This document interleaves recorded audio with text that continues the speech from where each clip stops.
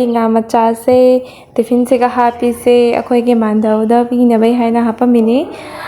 ꯉꯁꯤꯁꯦꯀꯣ ꯑꯩꯈꯣꯏꯗꯣ ꯆꯥꯒꯤ ꯗ꯭ꯌꯨꯇꯤꯁꯦ ꯃꯥꯟꯗꯧꯔꯣꯝꯗ ꯇꯥꯕ ꯑꯗꯨꯅ ꯃꯥꯛꯁꯦ ꯆꯠꯄ ꯃꯇꯝꯗꯀꯣ ꯄꯤꯔꯝꯒꯦ ꯍꯥꯏꯅ ꯀꯩꯅꯣ ꯃꯥꯟꯗꯧꯒꯤꯁꯨ ꯈꯔ ꯍꯥꯞꯄꯤꯌꯣꯅ ꯍꯥꯏꯔꯒꯀꯣ ꯑꯩꯁꯨ ꯇꯤꯐꯤꯟꯁꯤꯒ ꯀꯟꯅ ꯍꯥꯞꯄꯝꯃꯤꯅꯤ ꯍꯥꯎꯏꯔ ꯍꯥꯎꯇ꯭ꯔꯤꯔ ꯈꯪꯗꯦ ꯑꯩꯗꯤ ꯎꯕꯗꯕꯣ ꯂꯩꯉꯣꯏ ꯑꯗꯨꯃꯥꯏꯅ ꯇꯧꯏꯕꯣ ꯑꯗꯣ ꯁꯤ ꯄꯤꯕꯤꯈꯤꯔꯒꯦ Good morning ꯃꯌꯥꯝ welcome back to my channel ꯃꯌꯥꯝ ꯑꯩ ꯍꯧꯖꯤꯛ ꯃꯌꯥꯝꯁꯦ ꯌꯦꯡꯍꯜꯂꯛꯀꯦ ꯊꯔꯣꯏ ꯀꯛꯀꯦ ꯇꯧꯔꯝꯃꯤꯅꯤ ꯁꯤꯒ ꯂꯩꯔꯦ ꯊꯔꯣꯏ ꯀꯛꯅꯤꯡꯉꯥꯏ ꯀꯩ ꯀꯧꯕꯅꯣ ꯀꯥꯎꯔꯦ ꯀ꯭ꯋꯥ ꯆꯞꯄꯒꯤꯗꯨꯅꯦꯕ ꯀ꯭ꯋꯥꯆꯞꯅ ꯑꯣꯏꯅ ꯇꯧꯔꯅꯤ ꯍꯧꯖꯤꯛ ꯃꯌꯥꯝꯗꯁꯨ ꯌꯦꯡꯍꯜꯂꯛꯀꯦ ꯊꯔꯣꯏꯗꯣ ꯇꯣꯁꯦ ꯂꯩꯔꯦ ꯃꯥꯡꯒꯣꯟꯗ ꯐꯝꯃꯤ ꯃꯅꯥꯁꯤꯁꯨ ꯀꯩꯅꯣ ꯇꯧꯔꯦ ꯑꯩꯒꯤꯁꯦ ꯃꯅꯥꯒꯁꯨ ꯂꯣꯏ ꯂꯧꯊꯣꯛꯈ꯭ꯔꯦ ꯑꯩꯅ ꯀꯩꯅꯣ ꯇꯧꯃꯟꯅ ꯅꯥꯏ ꯍꯥꯏꯅ ꯂꯧꯊꯣꯛꯈ꯭ꯔꯦꯕꯀꯣ ꯊꯤꯔꯦ ꯃꯃꯥꯏꯁꯦ ꯀꯩꯅꯣꯝꯃ ꯇꯧꯔꯦꯕ ꯃꯌꯥꯝ ꯑꯩ ꯍꯧꯖꯤꯛ ꯆꯠꯄ ꯍꯧꯒꯠꯂꯛꯑꯒꯦ ꯂꯟꯆꯀꯤ ꯇꯧꯒꯦ ꯇꯧꯔꯤꯅꯦꯕ ꯊꯔꯣꯏ ꯊꯣꯡꯕ ꯉꯁꯤ ꯃꯌꯥꯝ ꯌꯦꯡꯃꯤꯟꯅꯁꯤ ꯀꯃꯥꯏꯅ ꯇꯧꯕ ꯉꯁꯤꯒꯤ ꯕ꯭ꯂꯣꯒꯁꯦ ꯃꯈꯥ ꯇꯥꯅ ꯌꯦꯡꯃꯤꯟꯅꯁꯤꯀꯣ ꯉꯥꯛꯇꯪ ꯊꯝꯃꯝꯕꯗ ꯂꯣꯏꯅ ꯌꯦꯡꯉꯨꯅꯦ ꯆꯠꯅ ꯂꯩꯔꯝꯃꯤꯁꯦ ꯌꯦꯡꯉꯨꯅꯦ ꯆꯠꯄ ꯍꯧꯒꯠꯂꯛꯑꯒꯦ ꯃꯌꯥꯝ ꯍꯧꯖꯤꯛ ꯉꯟꯕꯨꯗꯤ ꯉꯜꯂꯦꯕ ꯑꯗꯣ ꯊꯔꯣꯏ ꯆꯠꯄꯗꯣ ꯃꯇꯝ ꯆꯪꯒꯅꯤ ꯍꯥꯏꯅ ꯑꯩꯅꯅꯦ ꯈꯔ ꯖꯥꯡꯅ ꯇꯧꯋꯤꯕ ꯑꯗꯣ ꯍꯧꯒꯠꯂꯛꯑꯒꯦ ꯍꯧꯖꯤꯛ ꯆꯠꯄ ꯁ꯭ꯋꯥꯏꯗ ꯑꯣꯏꯅ ꯍꯥꯞꯆꯟꯗꯧꯔꯕꯅꯤ ꯊꯔꯣꯏꯗꯣ ꯀꯛꯅ ꯂꯣꯏꯔꯦ ꯃꯌꯥꯝꯁꯦ ꯂꯩꯔꯦ ꯇꯨ ꯑꯗꯣ ꯑꯩꯅ ꯍꯧꯖꯤꯛ ꯀꯨꯀꯔꯗ ꯍꯥꯞꯄ ꯃꯇꯝꯗ ꯃꯌꯥꯝ ꯀꯩꯅꯣ ꯇꯧꯅꯗ꯭ꯔꯅꯦ ꯊꯔꯣꯏꯒꯤ ꯐꯠꯇꯕ ꯊꯣꯛꯄꯗꯣ ꯃꯥꯒꯤ ꯁꯨꯃꯥꯏꯅ ꯇꯧꯕ ꯃꯌꯥꯝꯁꯦ ꯊꯣꯛꯅꯕꯅꯦꯕꯀꯣ ꯑꯗꯣ ꯁꯤ ꯆꯥꯝꯕ ꯃꯇꯝꯗ ꯊꯨꯝ ꯈꯔ ꯍꯥꯞꯄꯒ ꯆꯥꯝꯃꯗꯤꯅꯦ ꯍꯣꯔꯦꯟ ꯀꯨꯀꯔꯗ ꯑꯩꯈꯣꯏꯒꯤ ꯅꯞꯄꯗꯣ ꯅꯞꯇꯕꯅꯦꯕ ꯃꯥꯒꯤ ꯐꯠꯇꯕ ꯅꯞꯄꯗꯣ ꯅꯞꯇꯕꯅꯤ ꯑꯗꯨꯅ ꯑꯩ ꯍꯧꯖꯤꯛꯁꯦ ꯐꯖꯅ ꯆꯥꯝꯃꯅꯤ ꯉꯥꯏꯍꯥꯛꯀ ꯅꯣꯏꯔꯒ ꯑꯗꯒꯤ ꯃꯥꯏ ꯐꯠꯇꯕꯗꯣ ꯊꯣꯛꯄ ꯂꯣꯏꯗ꯭ꯔꯤꯕꯀꯣ ꯑꯗꯨꯝ ꯆꯥꯝꯕꯤꯔꯅꯤ ꯑꯗꯨ ꯂꯣꯏꯔꯒ ꯐꯖꯅ ꯃꯣꯛꯀꯨꯝ ꯆꯥꯝꯃꯒ ꯑꯗꯒꯤ ꯀꯥꯝꯕꯒꯤ ꯄꯨꯔꯅꯤ ꯃꯌꯥꯝ ꯆꯥꯝꯈꯤꯒꯦ ꯑꯝꯇ ꯁꯥꯕꯅ ꯂꯣꯏꯔꯦ ꯃꯌꯥꯝ ꯊꯔꯣꯏꯗꯣ ꯀꯛꯄꯅ ꯂꯣꯏꯔꯦ ꯆꯥꯝꯕꯁꯨ ꯂꯣꯏꯔꯦ ꯌꯥꯝ ꯂꯨꯄꯗ ꯑꯃ ꯌꯦꯡꯍꯜꯂꯛꯀꯦ ꯇꯨ ꯁꯤꯁꯦ ꯑꯩꯅ ꯍꯥꯟꯅꯀꯣ ꯑꯆꯥꯔ ꯇꯧꯈꯤꯕꯒꯤ ꯊꯥꯎꯅꯦꯕ ꯃꯥꯒꯤ ꯃꯁꯂꯥꯒ ꯊꯥꯎꯅꯦꯕꯀꯣ ꯑꯗꯣ ꯃꯥꯏ ꯗꯕꯥꯁꯦ ꯑꯩꯅ ꯐꯖꯅ ꯆꯥꯝꯅ ꯅꯨꯡꯁꯥꯗ ꯐꯧꯗꯣꯛꯑꯦ ꯂꯣꯏꯔꯒ ꯁꯤꯁꯤꯅ ꯍꯥꯟꯅꯒꯤ ꯃꯁꯂꯥ ꯃꯌꯥꯝꯗꯨꯅꯦꯕ ꯁꯤꯖꯤꯟꯅꯕ ꯌꯥꯒꯗ꯭ꯔꯥ ꯌꯥꯔꯣꯏꯗ꯭ꯔꯗꯤ ꯈꯪꯗꯦ ꯑꯗꯨꯁꯨ ꯑꯩꯅ ꯀꯨꯝ ꯁꯤꯖꯤꯟꯅꯒꯦꯅ ꯈꯜꯂꯦꯕꯀꯣ ꯅꯨꯡꯁꯥꯗ ꯉꯥꯏꯍꯥꯛ ꯁꯨꯃꯥꯏꯅ ꯐꯧꯔꯦ ꯑꯗꯨ ꯂꯣꯏꯔꯒ ꯑꯩꯅ ꯉꯔꯥꯡꯅꯦ ꯃꯣꯔꯣꯛ ꯈꯔ ꯍꯦꯛꯑꯦꯕꯀꯣ ꯑꯗꯒꯤ ꯅꯨꯡꯗꯥꯡ ꯑꯃ ꯄꯨꯔꯥ ꯇꯤꯡꯉꯒ ꯍꯥꯏꯗꯤ ꯊꯨꯝꯗꯅꯦ ꯇꯣꯠꯂꯒ ꯊꯝꯃꯝꯃꯦꯕ ꯃꯣꯔꯣꯛꯇꯣ ꯖꯥꯝꯗꯦꯀꯣ ꯑꯗꯣ ꯁꯤꯁꯦ ꯍꯧꯖꯤꯛ ꯅꯨꯡꯁꯥ ꯁꯥꯔꯤꯉꯩꯁꯤꯒ ꯇꯧꯍꯧꯔꯒꯦꯅ ꯈꯜꯂꯒ ꯃꯣꯔꯣꯛꯁꯦ ꯍꯧꯖꯤꯛ ꯑꯆꯥꯔ ꯆꯥꯅꯤꯡꯕ ꯃꯇꯝ ꯌꯧꯁꯜꯂꯛꯑꯦ ꯍꯥꯏꯗꯤꯅꯦ ꯀꯩꯅꯣꯝ ꯆꯥꯔꯗꯤ ꯑꯆꯥꯔꯁꯦ ꯍꯦꯛꯇ ꯆꯥꯅꯤꯡꯉꯦꯕꯀꯣ ꯑꯗꯨꯅ ꯍꯧꯖꯤꯛꯁꯦ ꯑꯆꯥꯔꯁꯦ ꯑꯃꯨꯛ ꯇꯧꯒꯦꯅ ꯇꯧꯔꯝꯃꯤꯅꯤ ꯑꯗꯨꯝ ꯃꯥꯒꯤ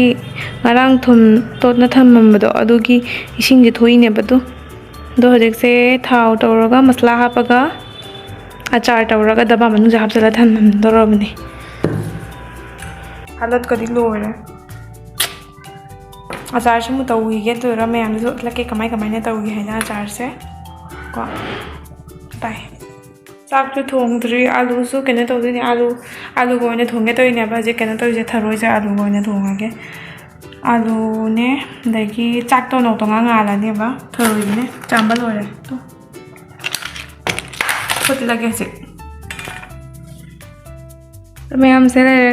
ꯃꯣꯔꯣꯛꯇꯣ ꯑꯩ ꯂꯣꯏꯅ ꯃꯁꯂꯥ ꯂꯣꯏꯅ ꯍꯥꯞꯅ ꯂꯣꯏꯔꯦꯕ ꯃꯣꯔꯣꯛ ꯍꯥꯞꯄꯦ ꯆꯦꯡꯈꯪ ꯈꯔ ꯍꯥꯞꯄꯦ ꯑꯗꯒꯤ ꯖꯤꯔꯥ ꯈꯛꯇꯪ ꯍꯥꯞꯄꯦꯕ ꯑꯗꯨꯝ ꯅꯨꯡꯁꯤꯅꯕ ꯍꯥꯏꯅ ꯑꯗꯩ ꯁꯤꯁꯤꯒ ꯚꯤꯅꯦꯒꯔꯁꯦ ꯈꯔ ꯍꯥꯞꯀꯦꯅ ꯇꯧꯅꯦꯕ ꯖꯥꯝ ꯅꯠꯇꯦ ꯈꯛꯇꯪꯀꯣ ꯖꯥꯝꯗꯕꯅꯤꯅ ꯄꯣꯠꯁꯦ ꯍꯥꯟꯅꯒꯤ ꯑꯆꯥꯔ ꯇꯧꯈꯤꯕꯩꯅꯦꯕ ꯚꯤꯅꯦꯒꯔꯁꯤꯁꯨ ꯂꯦꯝꯍꯧꯕ ꯑꯗꯣ ꯍꯧꯖꯤꯛ ꯐꯖꯅ ꯃꯤꯛꯁ ꯇꯧꯔꯅꯤ ꯑꯗꯒꯤ ꯊꯥꯎ ꯈꯛꯇꯪ ꯁꯥꯍꯜꯂꯒꯅꯦ ꯑꯗꯒꯤ ꯑꯗꯨꯝ ꯆꯥꯕ ꯑꯗꯨꯝ ꯌꯥꯔꯅꯦꯕꯀꯣ ꯑꯗꯩꯗꯤ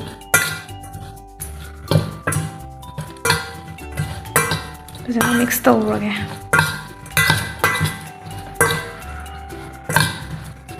ꯊꯥꯎ ꯑꯃꯨꯛ ꯁꯥꯍꯜꯂꯛꯑꯒꯦ ꯊꯥꯎ ꯁꯥꯍꯜꯂꯒ ꯃꯨꯠꯂꯛꯑꯒꯦ ꯃꯌꯥꯝ ꯑꯩ ꯍꯧꯖꯤꯛ ꯊꯔꯣꯏꯗ ꯍꯥꯞꯅꯕꯒꯤ ꯃꯔꯣꯏ ꯃꯄꯥꯡ ꯍꯦꯛꯄ ꯂꯥꯛꯄꯅꯦꯕ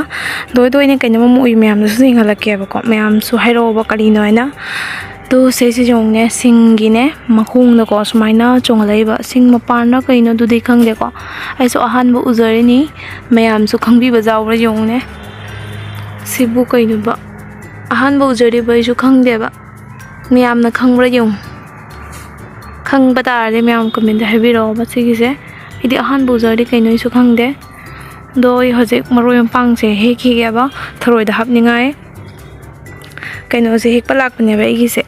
अवा फदिगोम से हेक लापनेब दुगो उबे वानेब मैम शेयर तौरनी मैम खंग तादे हैरो मैम हजिक अवा फदिगोम से हेकीगे मरक से अवा फदिगोम से जाऊदबीद एनी हिंजांग थोंबदको चानिंगद्रेब एनी हिंजांग थोंबद अवा फदिगोम से हापनिंगे कदौरम खंगदे अया जनम से हेक्ट्रे जनम सु खरा हेकीगे स्वाइद लेरे अखोय जनम से खरादी फजनब वाटली दसु हेनी हजिक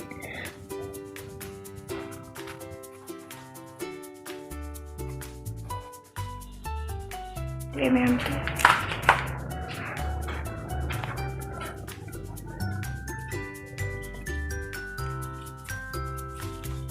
सुम येंबद हाउदब माले येंगतो मैम मसिगिसे लोना मरो मपांग सुना तौरगा फोटो कापमिनेबा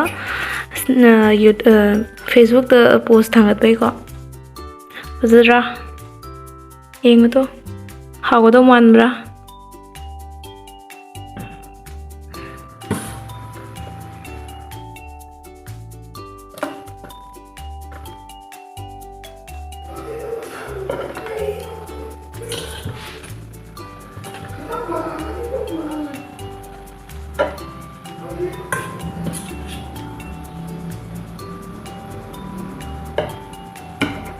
मैम अचार से लेरे स्वाइमुक थोए जामना ओइदेबको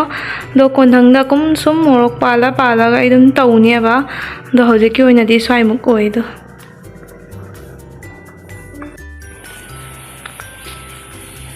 आयो बुझा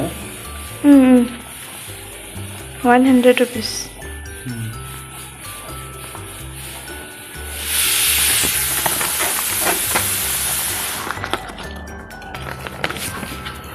पुजागी खाइबा लायो मुझे ना वीडियो कर रहा पुजागी खाइबा लायो पुरान नजारगी से काली पुजागी हम सेंगो थरोय सजे कामेबा दो थरोय कामो मतम दो कुकर द फतबा नपद जोंगने एजे तौदबनी यम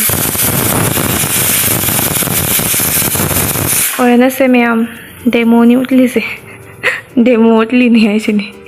थोंगलागे जांग जांग ना पुगला मन सीदोरे nganding ngaleba pung tara tang tazareba kuidre di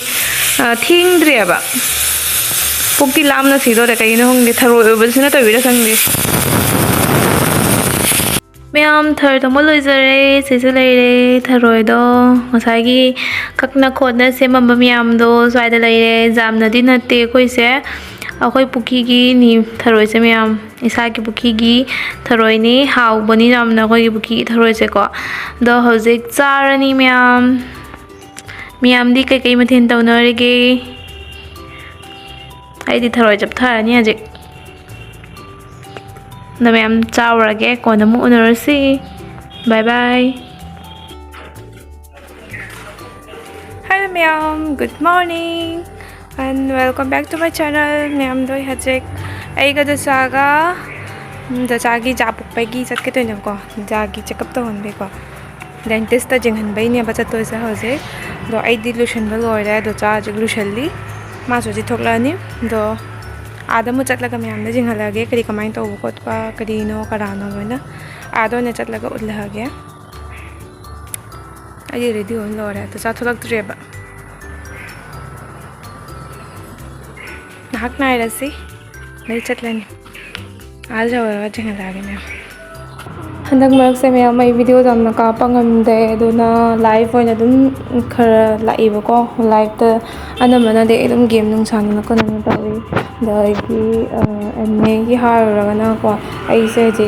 blog se jamna namma se ngamde ba ꯍꯥꯏꯗꯤ ꯆꯨꯝꯅ ꯃꯄꯥꯟ ꯊꯣꯛꯇ꯭ꯔꯕꯅꯤꯅ ꯑꯗꯨꯝ ꯆꯨꯝꯅ ꯂꯩꯔꯕꯅꯤꯅ ꯀꯩ ꯕ꯭ꯂꯣꯛ ꯅꯝꯗꯣꯏꯅꯣꯅ ꯁꯨꯝ ꯀꯥꯞꯄ ꯉꯝꯗꯅ ꯁꯨꯝ ꯂꯩꯌꯦꯕꯀꯣ ꯑꯗꯣ ꯑꯩꯁꯨ ꯃꯌꯥꯝꯅ ꯑꯩꯅ ꯊꯥꯒꯠꯂꯛꯄ ꯚꯤꯗꯤꯑꯣ ꯃꯌꯥꯝꯁꯦ ꯁꯨꯝ ꯌꯦꯡꯕꯤꯅꯁꯤ ꯃꯌꯥꯝ ꯅꯨꯡꯉꯥꯏꯇ꯭ꯔꯁꯨ ꯁꯨꯝ ꯍꯥꯏꯔꯛꯑꯣ ꯅꯨꯡꯉꯥꯏꯇ꯭ꯔꯁꯨ ꯅꯨꯡꯉꯥꯏꯇꯦꯅ ꯍꯥꯏꯔꯛꯑꯣꯕꯀꯣ ꯁꯥꯎꯕꯒ ꯇꯧꯖꯔꯣꯏꯕ ꯃꯌꯥꯝ ꯁꯨꯝ ꯍꯥꯏꯔꯛꯑꯣ ꯑꯗꯣ ꯅꯨꯡꯉꯥꯏꯔꯒꯅ ꯅꯨꯡꯉꯥꯏꯌꯦꯅ ꯍꯥꯏꯔꯛꯑꯣ ꯍꯧꯖꯤꯛ ꯑꯩꯈꯣꯏ ꯆꯠꯇꯣꯔꯤꯁꯤꯅ ꯀꯥꯁꯤꯄꯨꯔꯗ ꯆꯠꯇꯣꯏꯅꯤ ꯑꯗꯣ ꯃꯌꯥꯝ ꯀꯥꯁꯤꯄꯨꯔ ꯃꯐꯝꯗ ꯆꯠꯂꯒ ꯑꯣꯏꯅ ꯎꯠꯂꯛꯑꯒꯦ ꯀꯔꯤꯅꯣ ꯀꯔꯤꯒꯤ ꯆꯠꯂꯤꯅꯣ ꯈꯣꯠꯂꯤꯅꯣ ꯑꯗꯨꯝ ꯈꯪꯉꯅꯤ ꯃꯌꯥꯝꯁꯨ ꯖꯧꯔꯦ ꯇꯣꯛꯄꯁꯦ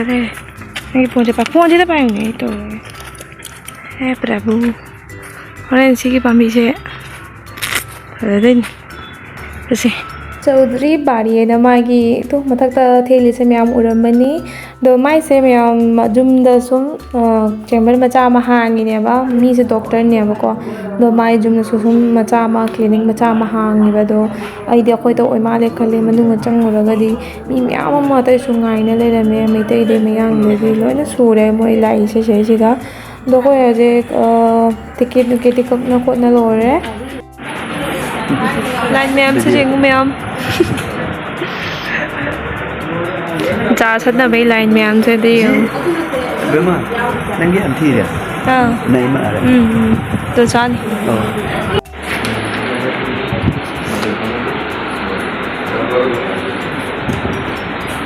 Hello Zaido Kamay to dug ka laura Tais na ka dug laura Ano ka na mi ta chuma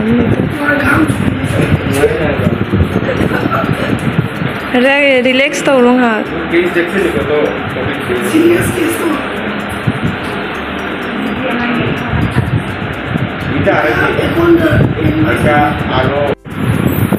treatment start हो गया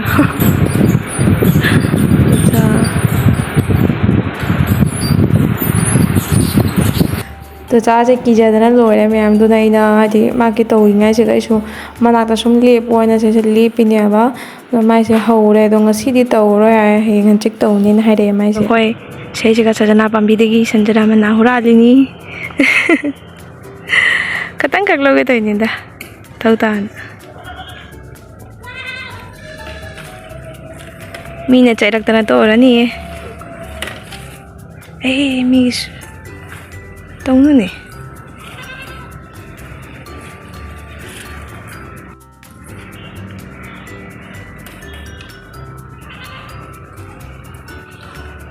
दो मैम दो चादे हजी सिलचर दो ने चखरने अब माय मैया से खरा एक्सरे तौदि जारोय दुना दो चा सिलचर रम चखरनी ऐ जुमदा हल्ले दो ऐ जुमदा मु चटलगा मैम दा